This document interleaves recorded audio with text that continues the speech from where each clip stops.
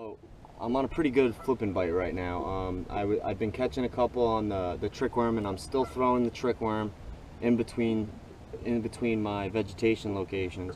But in the vegetation, flipping is key right now. And I've gotten them to bite two different baits. The first one is I just picked up a pack of these for the first time because I like the color so much in their crawl style baits, and this is the Strike King Ocho.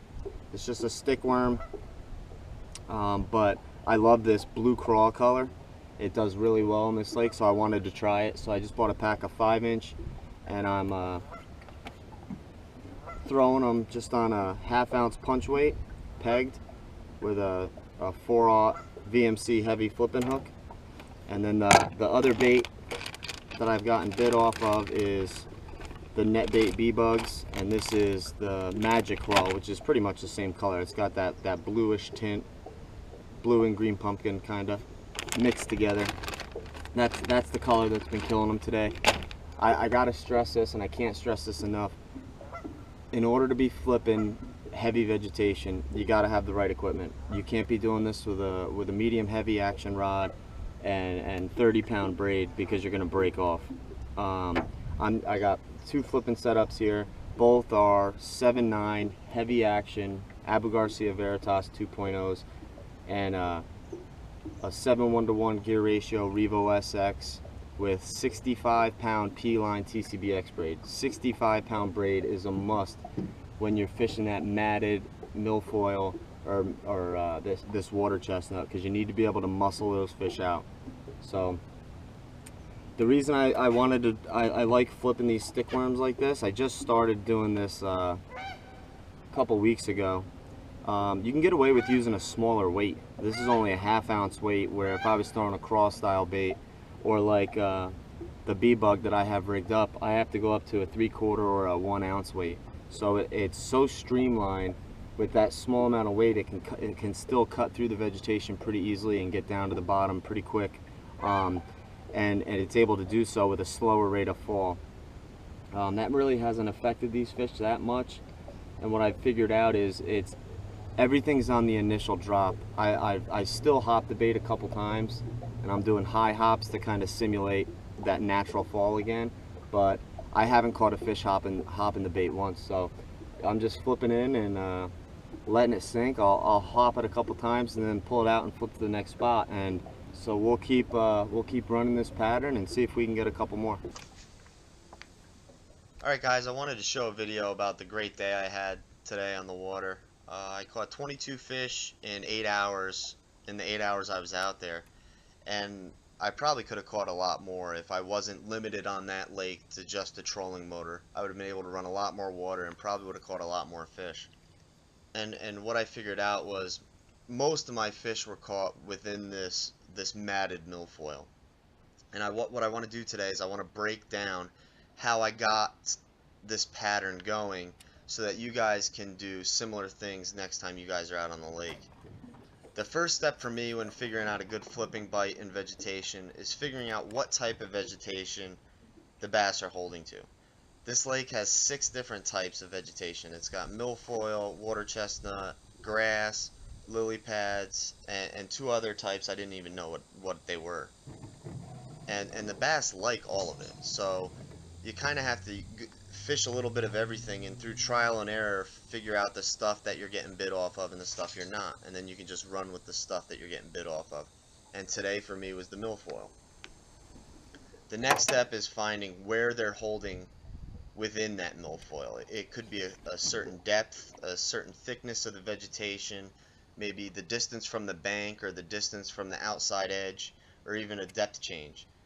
Today I figured out that they were in the matted areas, and what happens in this milfoil is that it grows in the spring to the top of the water, and as the water level sinks, or the water level falls, that milfoil, the tops of the milfoil fold over and kind of group together and form like a mat or a canopy.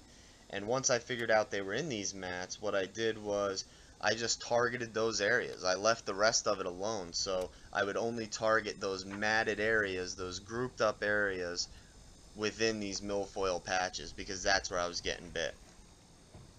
So now we have the type and the location within the vegetation. The next thing we're going to try to figure out is the bait. We need to zero in on the right bait for today.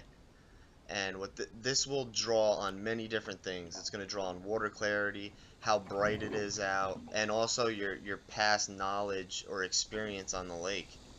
And on this lake, it's pretty clear water. We have 7 to 8 feet of visibility, so I'm probably going to elect more natural colors most of the time because they're going to be more apt to working in these bright conditions. So I'm going to kind of stick with the green pumpkins, the browns, the watermelons, stuff like that. And if it wasn't bright conditions, or if it was cloudy that day, or if it was earlier in the morning, I probably would have selected a black or a black and blue style bait, or even like a plum color.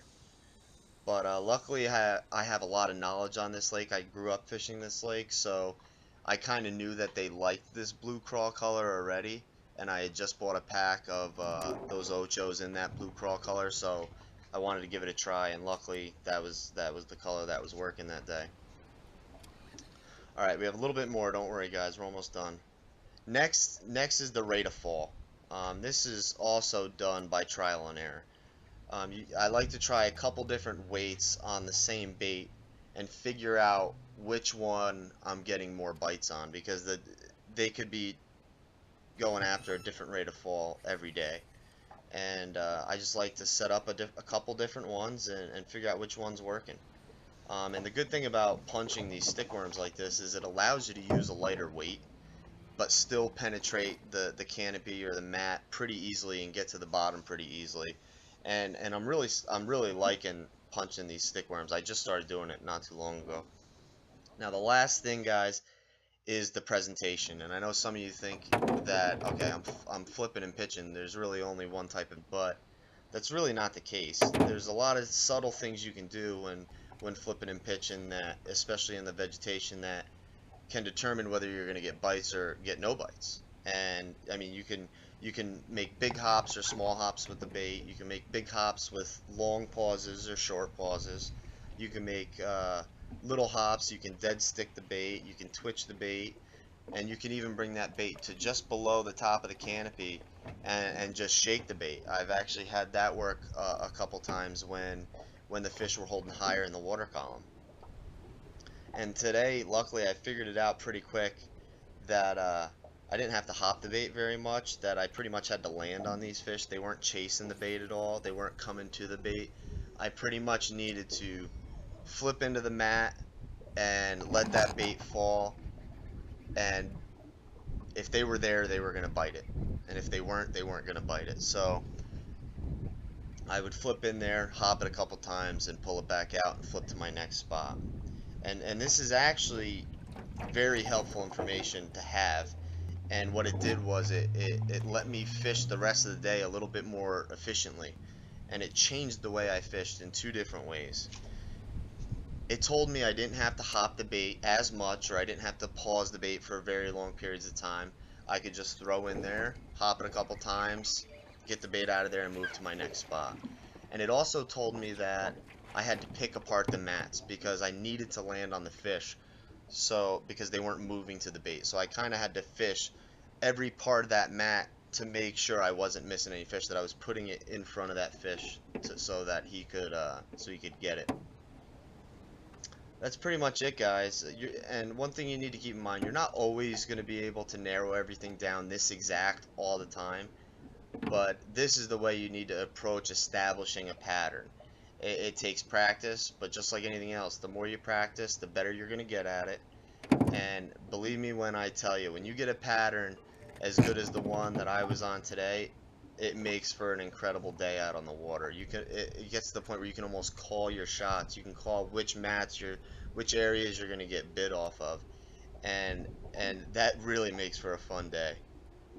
So I hope this stuff helps you out, guys. I hope it helps everybody out. Get out on the lake, practice this stuff, and hopefully you start getting better at establishing these patterns, because you'll have fun doing it, trust me. If you like, as always, if you like the channel, please subscribe, and we'll see you guys again soon. Thanks.